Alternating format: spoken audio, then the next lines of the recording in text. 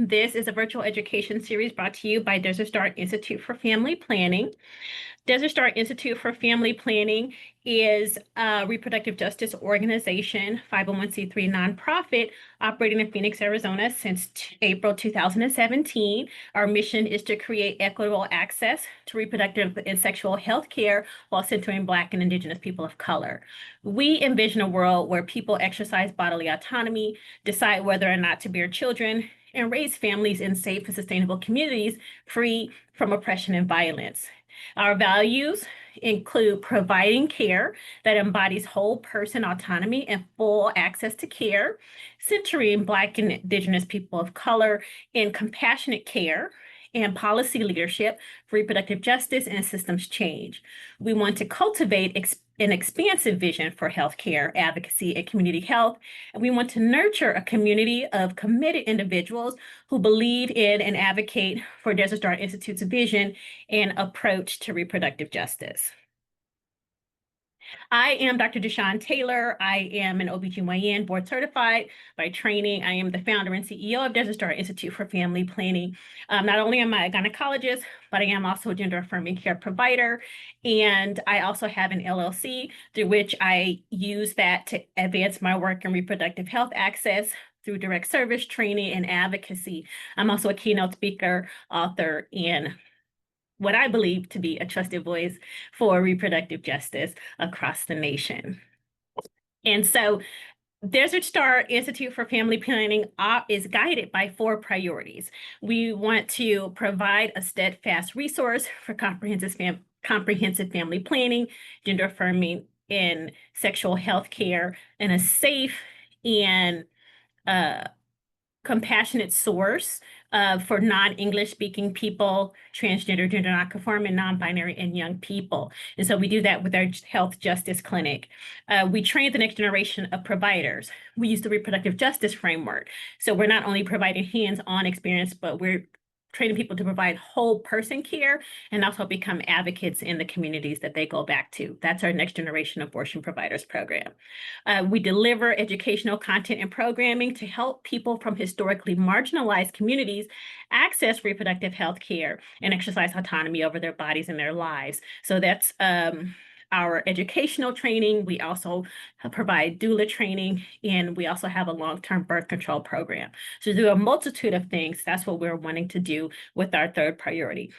Our final priority is to engage, build relationships, and mobilize local policymakers, advocates, and directly impacted people towards an Arizona that provides the conditions for people to freely decide when and how to form families and raise children. So we have a couple of coalitions, the Arizona Proactive Reproductive Justice Alliance and our Empower Alliance for Reproductive Justice.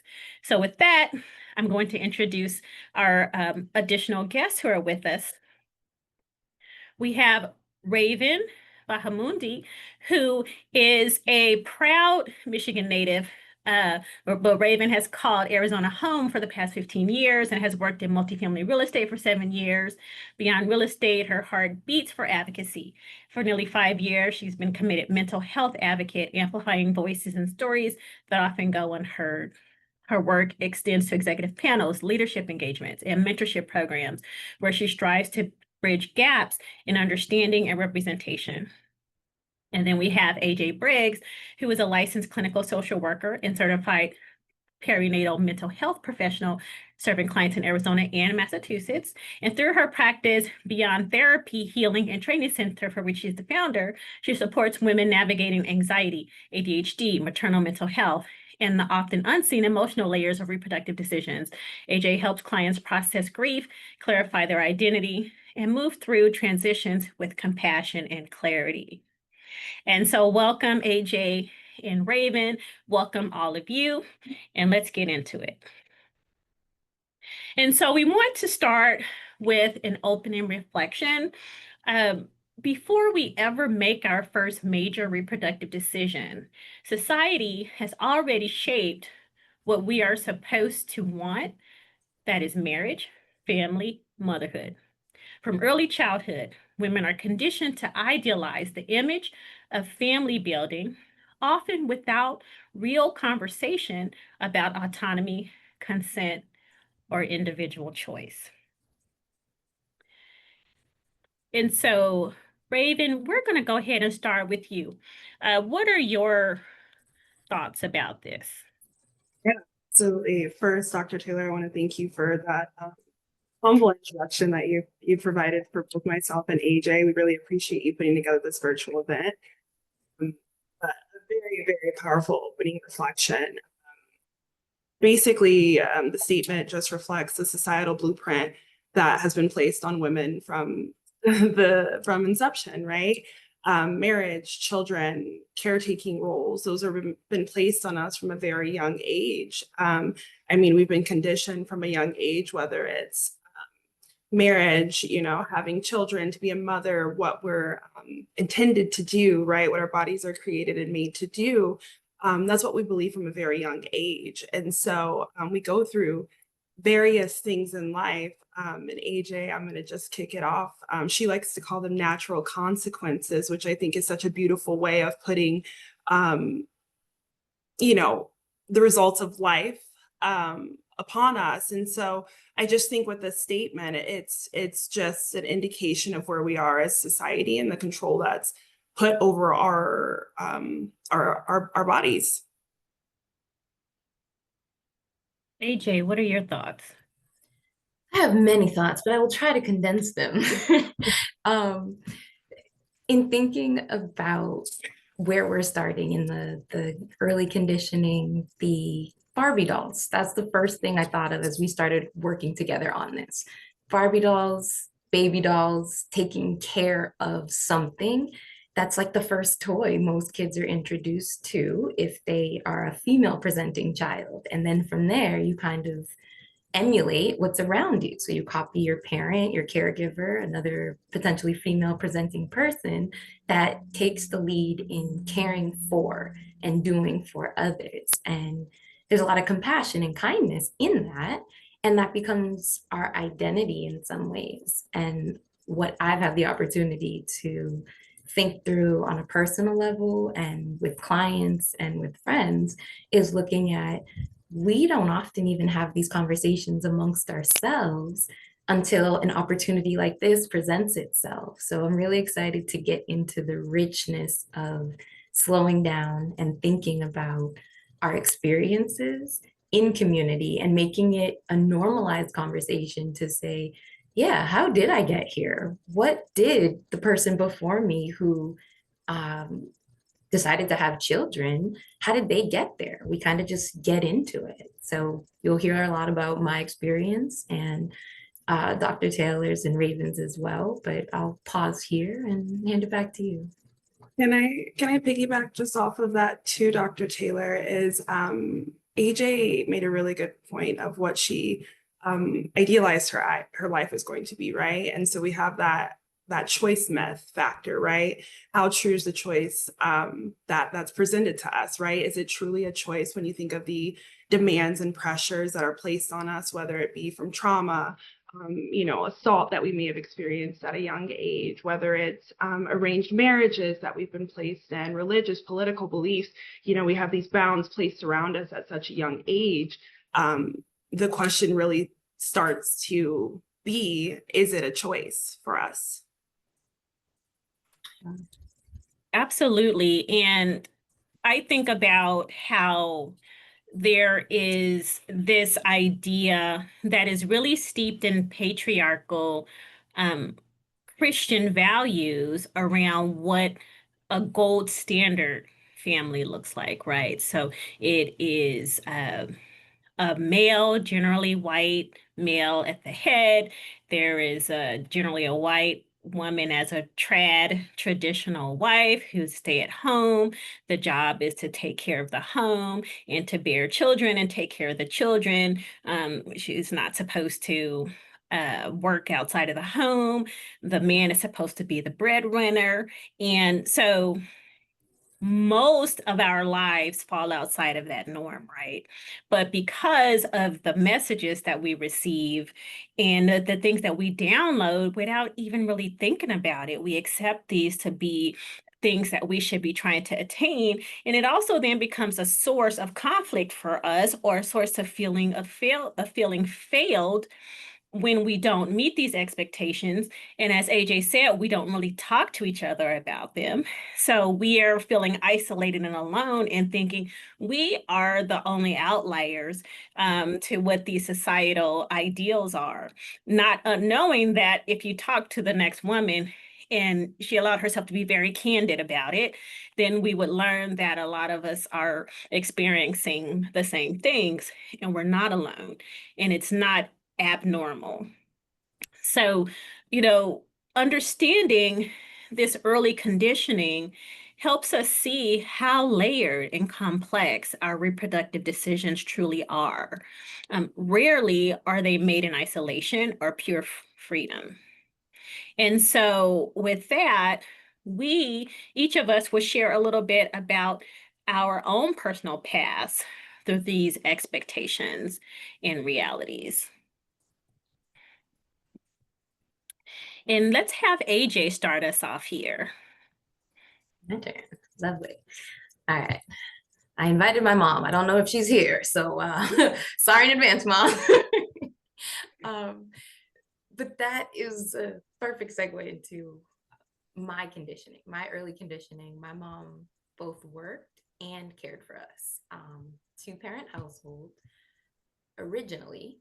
And in thinking about what it's like to grow up in a two-parent household where work is an expectation, you have to work. We live in a capitalistic society. We have to make money to make things happen, to meet our basic needs. And a lot of the conversation that I have now really goes back to this early conditioning, these early stages of what did my parents do? And you don't look at them as parents. They're just people who are caring for you. You do what they say. You're conditioned to follow and listen and learn. And then you get to a point where, oh, I can now think for myself. So keeping that in mind and thinking about the early conditioning, having a caregiver predominantly would be the mom. So my mom, predominantly caregiver, and she worked. My dad also worked, but was away a lot. So now I have this image of, okay, mom is here, dad works, but he's in and out because he has to work. So there's a dynamic there that exists, but we don't talk about that. It's not explained. It's just normal. And that's true for a lot of people. So we fast forward. I am the oldest child. I have a younger brother. So typically in my parents' generation, they understood that an older child is kind of like a third parent. And so there are a lot of nuances that come with being the oldest child.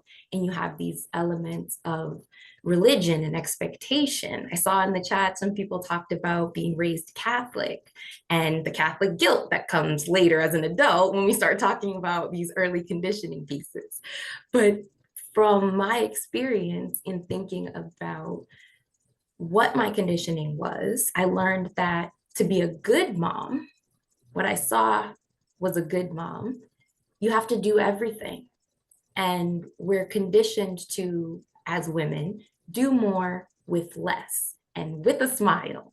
And that's a lot of pressure. And we see it on Instagram and TikTok and all the different channels where people are trying to figure out where are the people who are like me and what are they struggling with? And are they even talking about it? So a good mom does as much as she can all the time, constantly productive, never complains, but deep inside, there are probably some thoughts and feelings coming up that create shame if she were to say it out loud, because that's not what a good mom does. A good mom doesn't complain or talk about how it feels to be a mom. They just do it and they get stuff done. So here's the first understanding that I see from my mom. And then I see other parents, other moms, other females talking about these experiences that they didn't quite have words for yet, but they knew that there was a norm there. So I internalized motherhood equals martyrdom, and I would have to do it all. I'll pause here. AJ, that was beautiful. so many relatable sentiments there, from being the oldest, being a parentified child, right, from very early on, becoming the mother bear to maybe some siblings or, you know, even maybe our own mother, which I can relate to in my early childhood. We talk about, you know, the conditioning stages and what we're exposed to at a very young age. And I think a lot of where my advocacy is derived from is my early childhood trauma. And so, you know, I was raised, I would say, pretty religiously open, but there was something at a very young age. I had a very deep conviction. And so I from a very young age, used to walk myself to church down the road and go to church. I would say at the time of 8 years old. So I was already drawn to like a religion or some type of structure that provided me almost guidance because I had lack of at home, right? And that was due to also coming from a home that I was exposed to domestic violence, drugs, all the things you could name, right? And so fast forward, I am a mother of two. I was married, then divorced, also a victim of domestic violence, and was faced with many choices of whether or not, you know, did I want to be a mother or not, right? And so through my experience and what I've been through, I've found that your decision changes, right? Your choice changes over time. It's an evolution depending on what you go through. And so from a very early age, yes, I wanted to be a mother. I wanted to have a family. I wanted to be married. I wanted all of those things. And then when I received them, my life quickly choices and responsibilities changed vastly. And so being very candid and transparent, I did get an abortion, you know, within a marriage, which is so unorthodox, right? You don't hear things like that often. But in domestic violence situations, it's actually very common. So reaching and looking for someone to relate to, AJ, you could imagine I was looking high and low to find a woman within a marriage that could, you know, provide me some support or guidance in which way to go. And in that decision, I knew that I did not want to bring another child into that environment based on what I've been through, the number I became in that situation, and then also for my existing children, right? And so there was choices that needed to be made there. And from that, even future thinking self, right? When I do decide to remarry again or choose a future partner, the deep conviction that I have within myself, am I even worthy of bringing another child into this world, right? Given what I've been through, given my experience and the pour and the love and everything I'm pouring into the children that I have now. And so, you know, that balance of survival, motherhood, personal healing, and public judgment, which is, you know, kind of what we're doing openly right now, but for very clear and educational purposes. But again, that conditioning can go either way, right? I can totally relate to your perception of your mother, because that was easily translated in my life. Definitely. So thank you for sharing, AJ. And to piggyback off of one more thing that you said in thinking about the modeling and the experience, sometimes there are good things that come out of it that then get intersected, right? I'm a therapist now, right? So all that trauma went to work somewhere. But just thinking about, I started my career in early childhood education. I babysat because I was like, taking care of people is great. I'm so good at this. This is like such a skill I have, and it truly still is. But I didn't get to manifest it in a way that had more balance to it. There was a lot of self-sacrifice that comes with caregiving often. Doesn't have to until we learn other resources and supports, but really thinking about what you were talking about, Raven. If I had support, if just somebody gave that key word that you were looking for, just said that one thing that you needed to hear to feel validated, and then to just take that validation and run with it. And we'll probably get into this later, but how powerful it is to be seen when your experience makes you want to be invisible. Listening to the both of you, I am thinking about a patient that I saw recently who, in reflecting on her faith, told me she felt like a hypocrite for being in the clinic considering an abortion. Now, I am a practicing Christian, raised in that tradition, and being able to have these conversations with people in the clinic is very important to me. But most people don't have the opportunity to work through some of their underlying values steeped in religion when they come up during the abortion encounter. 60% of people who have abortions have a faith. So they are going to have their abortion. And the question is, how are they going to feel after it? And how is their ability to process those feelings or not going to color the rest of their lives? People are fortunate when they come to Desert Star that we can have those conversations and work through those things. So I think it is important for us to have candid conversations with one another. And then obviously there are therapists like AJ who come into the picture as well. I think about how a lot of people come to abortion provision or participate in abortion care from the standpoint of having had an abortion. And that is not my story. I have had an unsuccessful pregnancy, and I experienced pregnancy loss at 18 weeks of pregnancy. I was an intern in my residency, and so I didn't really process very much, honestly. I was concerned about the fact that I couldn't work and the impact I would have on others who would be missing my attendance at work. I was at home recovering, and I turned on the television and watched the second plane fly into the World Trade Center. So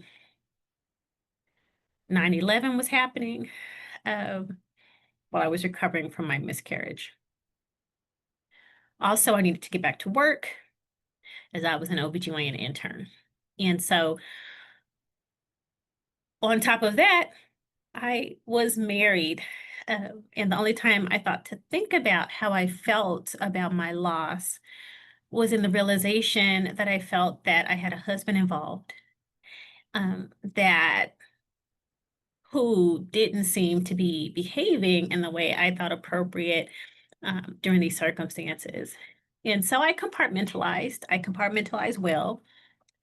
I don't think that I personally ever really sat down and thought about what the impact of having an 18-week pregnancy loss has been on me because I've always been busy enough to not think about it. However, it probably was the nail in the coffin for my already struggling marriage at the time, not being able to come to a place where we could mourn a loss together. I was also blamed for working too hard. You know, I was an OBGYN intern, for God's sake. So, what I learned through my experience is it didn't change me. I wasn't sure, how I would feel, how I would interact with people who were having miscarriages in the second trimester or people who were wanting to have abortions in the second trimester. I was able to understand that my experience was mine. And in the whole grand scheme of who I am as a person, this was contributing to my life experience, right? However, I do know people who have had certain reproductive experiences and now look at others with jealousy, judgment, longing. So I think what's important in this context is that those of us with wombs can experience so many different things over the course of our lives. Let's extend grace to one another. Because if we're not going to do that for each other, the world is really cold and difficult sometimes. So let this conversation be a good foundational starter for you to really think about and reach out to the people in your lives. Who can you support? We really don't know what people have gone through. We don't know the decisions they have needed to make throughout their reproductive lifespan. And AJ, Raven, do you have anything else to add?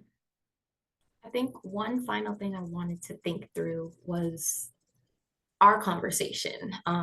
Unfortunately, we didn't take that one to share, but when the three of us started talking about how to have this conversation, we went through our personal experiences, but also sort of naming the decision to wait to make a decision, right? You can have a child, you can not have a child. You can be the rich auntie who helps their friends' children, right? You can be a godmother.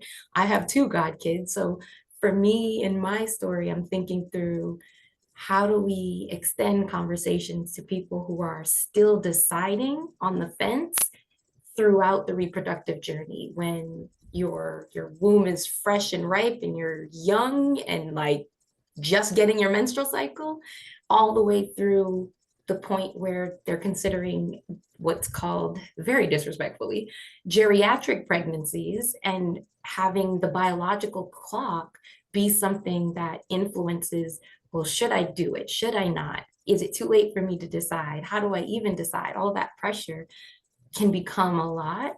And that's, I think, also connected to like this early conditioning that we're talking about too, especially if you're having to think about it before you're even ready or it's on your radar. Agreed. I think to piggyback off of that, AJ, too, as we had a really deep discussion on the decision making, right? The when to and how to decide, right? We talk about ACEs. AJ, you had some real in-depth conversations and insight to that. And we don't really know and sit back and reflect. Dr. Taylor, you just said you don't know if you've ever sat down and reflected, kind of the traumatic experience, or what would be traumatic to some, and see how it's directly impacted you, right? We just kind of lean into this, we'll get over it, or we push through, right? It's just our resiliency as women and men, like, over time, talking just overall mental health.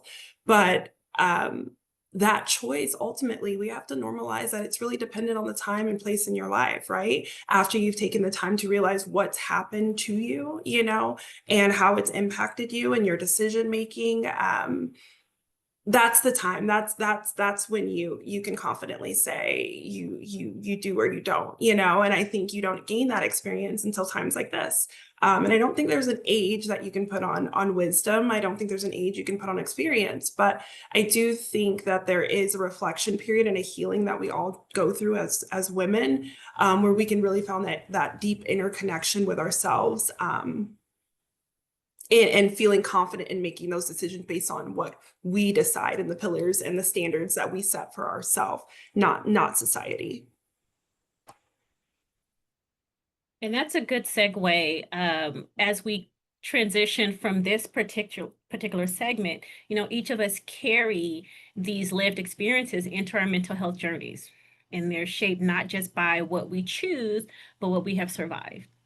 And so we're going to explore how mental health weaves through this evolving reproductive journey.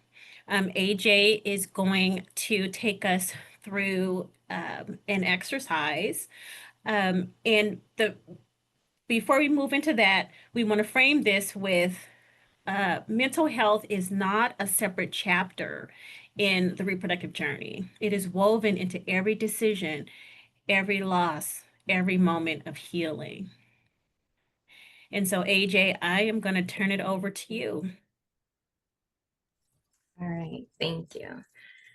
So another opportunity for us to pause and slow down before we get into talking any deeper.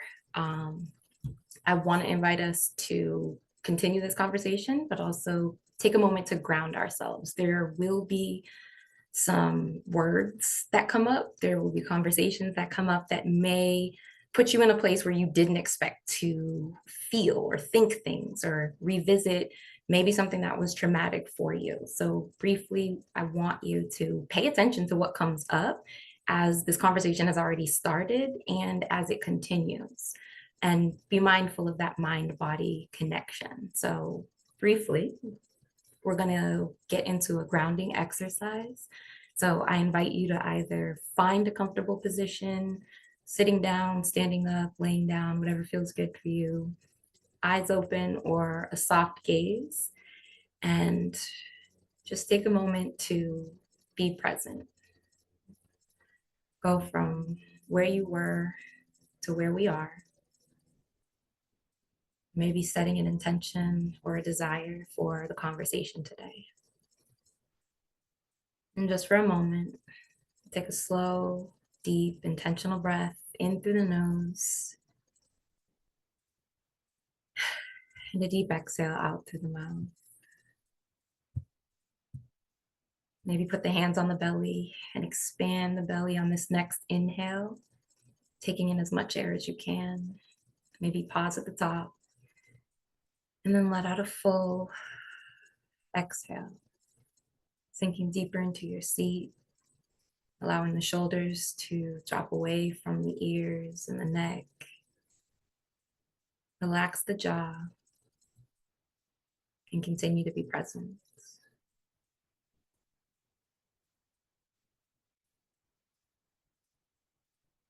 And take a few slow breaths on your own. And anchor into a mantra or an affirmation. Maybe it's something like, I am here and I am safe. I am here and I am open. But whatever that phrase or mantra is for you, just take a few rounds of breath and recite that to yourself.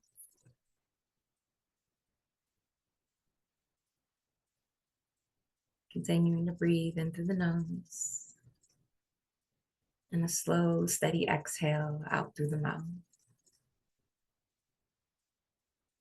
And know that you can come back to this at any time during our conversation today. Or if you need to step away, use this as a skill and a tool to bring you back to the conversation when you're ready.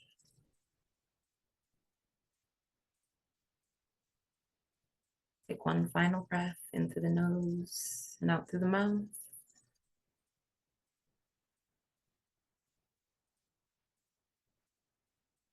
And then begin to wiggle fingers and toes. Bring some movement back into the body. And if your eyes were closed, feel free to open them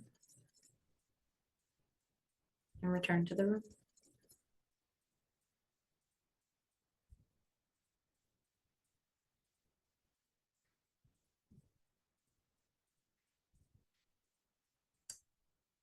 As we get into this next segment, we're looking at the reproductive mental health journey. And we felt it was important to add giving myself grace for the person I had to be in that moment, because that's truly what we often don't get the opportunity to come back to. And there's sometimes shame or judgment or regret. And that can be really hard to let go of, especially if you don't have a person to process that with. So if you haven't, give yourself the opportunity now to see if this phrase resonates with you as we continue to talk. We started with early conditioning and giving you a little bit of background on our early conditioning. We're going to deep dive into that a little bit more, and that's where we'll start now.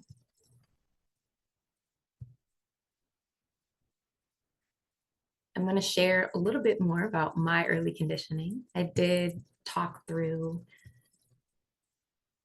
growing up in a two-parent household and having what's called modeling. I'm watching my parents be parents. One of the things I want to invite you to think about is, what messages did I receive growing up about womanhood and motherhood? For me, the reflection I got was, how did what I saw become what I expected of myself? I identify as a high achiever, a perfectionist, and a lot of my clients identify in the same way. And for me, that narrative was created because of my early conditioning. I went into childcare, I went into helping professions, and I was really good at it because there were so many things that I saw, so many interactions I had that started to create patterns. And I connected those patterns and understood, okay, this is how things are done. This is how it is to be a woman, a girl in this world. The flip side of what's non-traditional for most people is that though I am female presenting, I was conditioned more like a tomboy. So very athletic, very sporty, but I didn't see myself as a traditional girl, but I was conditioned in that way. And that can be really nuanced for some people, especially with some of my LGBTQ clients who also receive different types of conditioning. So all of this early conditioning really gives us the opportunity to think about what was presented to me, how was I taught to think and be before I actually had a chance to intentionally think and be. I'll pause here. Do either of you want to jump in?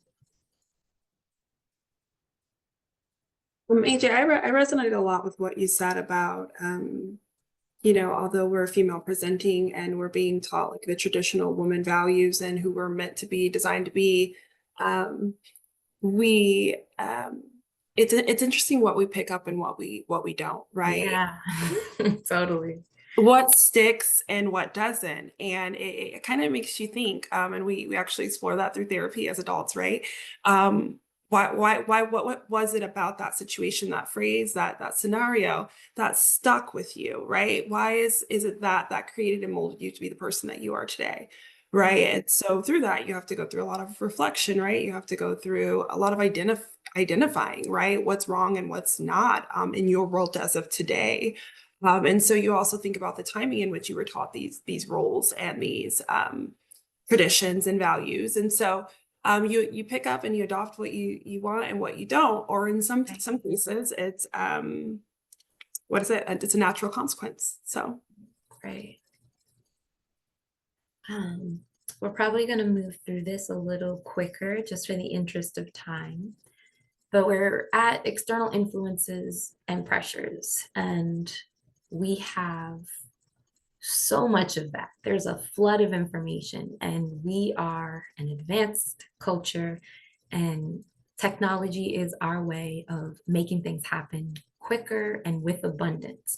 And when used appropriately and thoughtfully, we can really get a lot out of that. But it's always present. And so when we're thinking about external influences and pressures, I invite you to think about who or what impacted how I felt about my decision. So we got the early conditioning. Society told me that I needed to be stable before having kids. I also have the cultural lens. I am a Black woman in this world. And so the world sees me in a certain light, in a certain way. And the messages I received as a kid was, you have to do better, be smarter, go further, like all of that. Be better, stronger, faster, harder, smarter. And that's a lot of pressure to put on BIPOC individuals, Black and brown individuals. And so I had that pressure, and it helped make a decision for me that, okay, it's bad to have a child if you're a teenager, because what are you going to do? You can't have a kid unless you're completely stable, you have it all together, you know how to financially be prepared, economically be prepared, you have to have a home. You can't do it in an apartment because shame. So all of these external influences that say, here is the mold that you should fit in order to make your life the best life. And if you want to be a part of the best life group, don't deviate. So that's what I gathered. And that really helps my perfectionism. And so there's a lot that comes with that. So I listened, I got there, I had the career, I had the home, I had the partner. And like the statistics show us, 50% of pregnancies are unplanned. And so that was the path that I entered on. I unexpectedly got pregnant, and my partner and I were in very different places. I had my basic needs met and he hadn't. And as a therapist, I understand that dynamic of getting your needs met is very important in order for you to advance to other needs: food, shelter, clothing, water. Once you have that, we can move up to safety and security. Once you have that, now we can think about our self-esteem and our love and our belonging. Once we feel solid with that, we move up to this self-actualization, this fulfillment of, I think I have advanced myself as an individual to the point where I feel truly aligned and I am okay and ready to pass over into whatever's on the other side of death. And that level of ascension is part of Maslow's hierarchy. So now we have mental health and emotional factor. So we're looking at what society says, we're understanding what our family says. And for me, I have to now think about moving into, after this space of having what I personally call a termination, the language around that, abortion, that's another mental health and emotional layer to navigate, right? I was not ready to say the word abortion. It was really intense for me. And there were some moral conflicts that I had. I'm able to talk about it now because I'm on the other side of that. But when I was in it, we weren't using that word. I did not want that. And I was okay with that. And I wanted people around me to also be okay with that. But that wasn't always the case. I lost a friend as a result of my decision in my life. And that's something that I know many women experience, but it's very hard to communicate about. So if you would, in this moment, think about what emotions or challenges emerged from your experiences, from thinking about how your mental health and your emotional health are so layered and sometimes can be in conflict. For me, grief and rumination set in, and I felt pressure from my biological clock, from society, from internalized shoulds, and from the plan that I had for my life. I am very regimented, and I really thought that if I did everything right and I checked off all the boxes, well, nothing bad should happen. I should come out on the other side peachy keen. I questioned my decision, but I didn't reverse it because I understood that this choice and the needs that had to be met, I was not going to get to where I wanted to be in this relationship. And so I was emotionally aware, but still deeply hurt. Even therapists need support, and I made sure that I got that. I sought it from my community, from a therapist, and also from myself. And we'll get into the next phase of our talking point.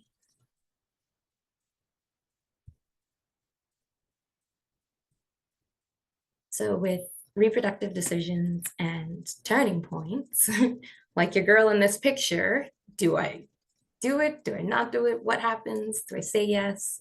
To what's next? How do I make a decision? So thinking about what choices or turning points have shaped my reproductive story. I've changed the focus of my private practice after having this experience and thinking about the support that I would have liked to have, but didn't, but had the internal locus of control to say, I understand what's happening for my story and I'm okay with the choices that I've made. And there's a level of resilience that comes with understanding who I am. And that's been a lifelong process.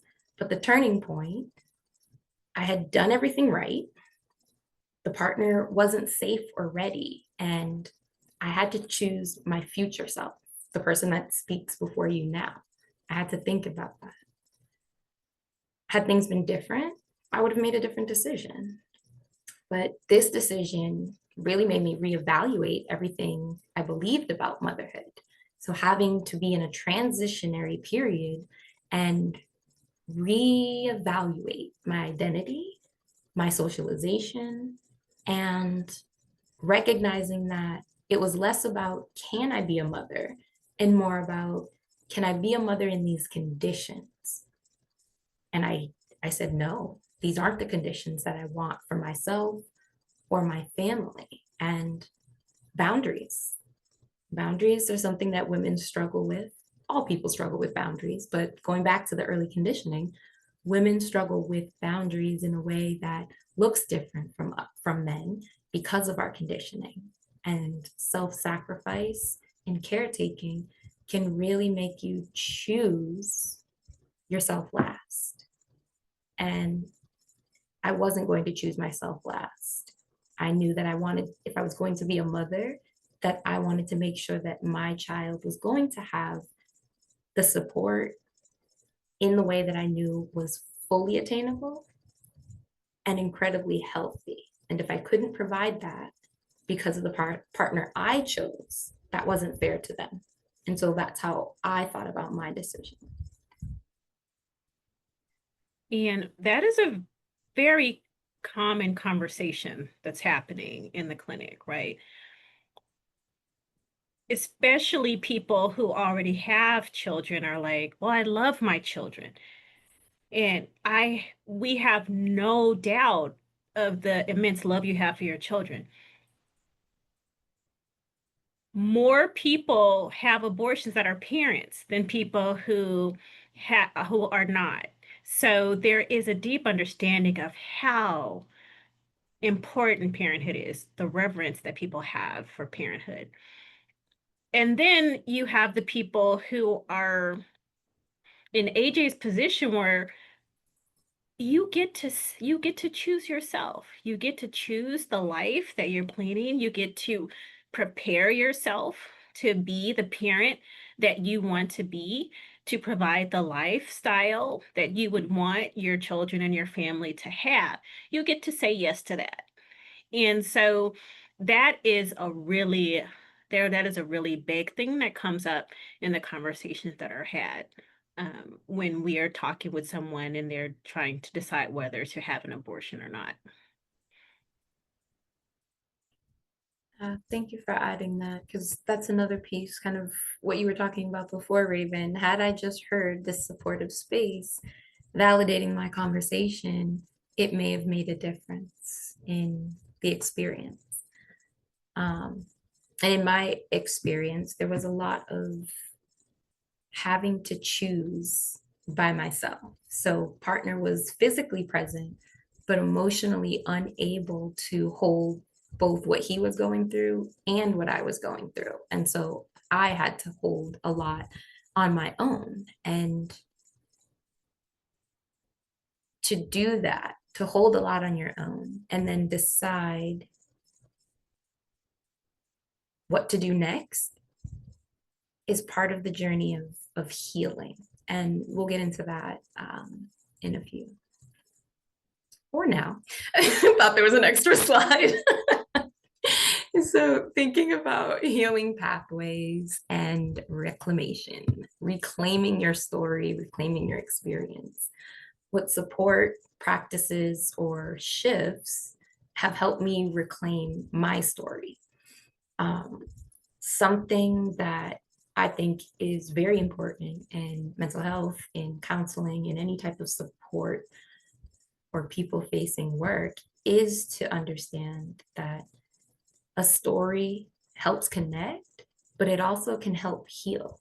And I'm somebody who strongly believes practice what you preach. Anything that I ask my clients to do, it's something that I've already done myself and have navigated. And so I have both the theoretical and logical understanding of what's happening, as well as the felt and experiential piece of it. And when you can feel something somatically in your body and understand it cognitively, that's a different kind of connection than having one or the other as a frame of reference. So thinking through being in nature, love nature, discovered I love the water. That is something that is absolutely healing to me, whether it's a shower or a bath or a lake, rain. Being next to a body of water has so many healing properties. And if you're a spiritual person, you already know this. But water is just very cleansing and malleable, and it takes different forms and shapes like the experiences that we go through. And that for me is really healing. Meditation, something that really and truly can help ground you. It only takes 5 to 7 minutes to allow your body to go from dysregulated, fight, flight, or freeze to rest and digest. And so we need to take time, especially as women, to be in your body and really pay attention to, what is my body telling me? Do I ever pay attention to it? Do I ignore when I'm hungry, or when I have to pee, or when I need to move my body, but I just don't feel like it? We do that so often. And when we do that, we're training our body to ignore our needs. And if we're teaching ourselves to ignore our needs, well, why are we doing that? Who is that for? Who benefits from you ignoring what you need to grow, to be safe, to be comfortable? Therapy is another thing that I tout as a resource and a support. Being in joyful spaces, creating this opportunity to speak with all of you, with these two women, has been a joyful space, something I didn't know I needed and thought that I was on the other side of. But this was helpful, and it was supportive, and it was validating. And as a perfectionist and overthinker, self-reflection comes naturally to me. But being able to understand, when am I self-reflecting, when am I ruminating, and how am I being, and taking all of this awareness and doing something intentional with it, and not ignoring when my body or my mind says we do or don't want to do something. So I let time do its job as well. That's something I couldn't push, right? I can go outside, I can do all these things that help regulate my body and my nervous system, but I can't fast forward time. So if I focus on what I do have in my control internally, that has made all the difference. And my story is not over. This is just a part of it. But I definitely believe that as you're thinking about your journey and your story, know that your story isn't over, and there's no deadline on your healing.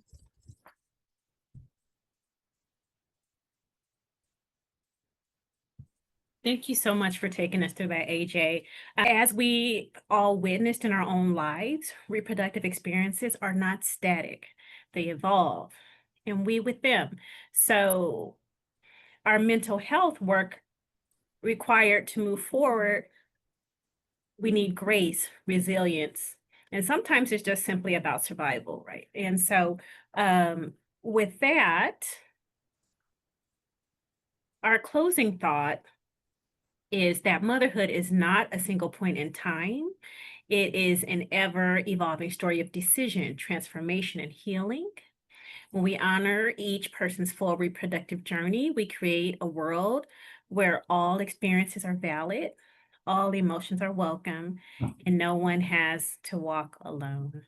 This has been such a healing process for me as well, working with you, creating this content, delivering these messages. I just think it's going to be very impactful once you get it out there even further, Dr. Taylor. But no, so it's all very relevant, and I'm just grateful to be able to be a part of it. Yes, ditto, echo all of that. Would love to keep the conversation going and give people, the opportunity to digest all of this, because this is a lot to take in.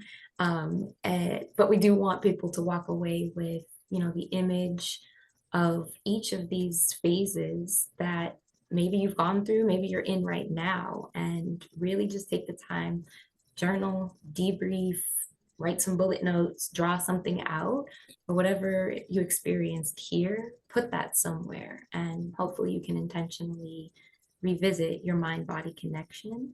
And we'd love to support you doing that.